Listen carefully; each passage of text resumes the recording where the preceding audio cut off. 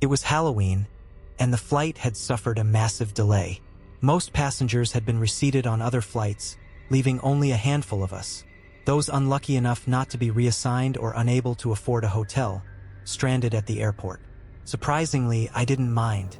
The delay meant the cabin was nearly empty, something usually reserved for first-class luxury. When I finally boarded, I had the freedom to choose my seat. While most passengers clustered toward the back of the plane, I opted for a quiet corner seat at the front. A few other passengers sat nearby, seemingly familiar with one another based on their close proximity. Originally scheduled for daytime, the delay had turned the trip into an overnight flight.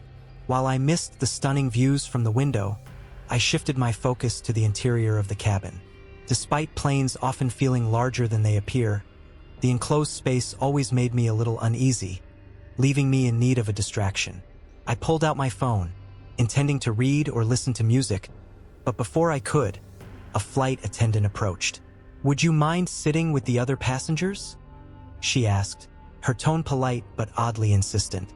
Confused, I agreed and moved toward the back.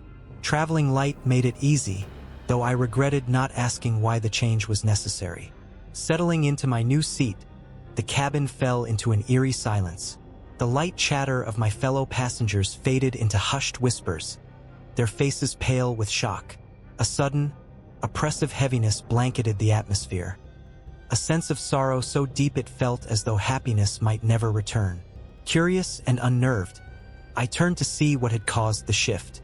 My breath caught in my throat. A dead body was seated at the far end of the cabin. At first, I thought my eyes were playing tricks on me. The sight of a lifeless passenger on the plane was deeply unsettling. The flight attendants, following protocol, had apparently seated the body there until landing. Rational as it was, it did nothing to calm the churning in my stomach. Needing a moment, I excused myself to the restroom. Once inside, I leaned against the door, trying to collect myself. I told myself to stay calm. After all, I wasn't the only one on the plane.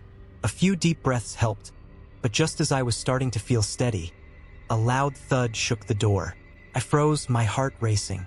The banging stopped, leaving only the sound of my ragged breathing. Strangely, I felt more vulnerable locked in the restroom than I would outside in the open cabin.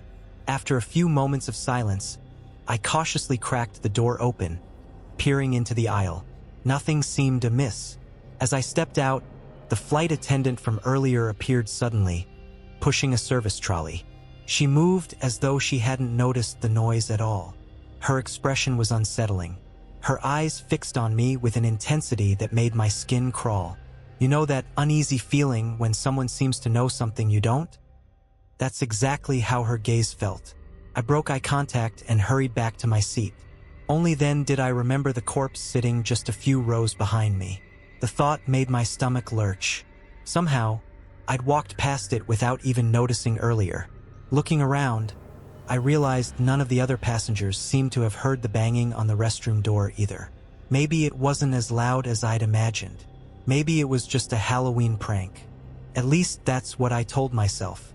When I got home, I figured it would make a spooky story for my nephews, though I left out certain details. Some truths are better left unsaid. But even now, I still wonder, what really happened on that flight?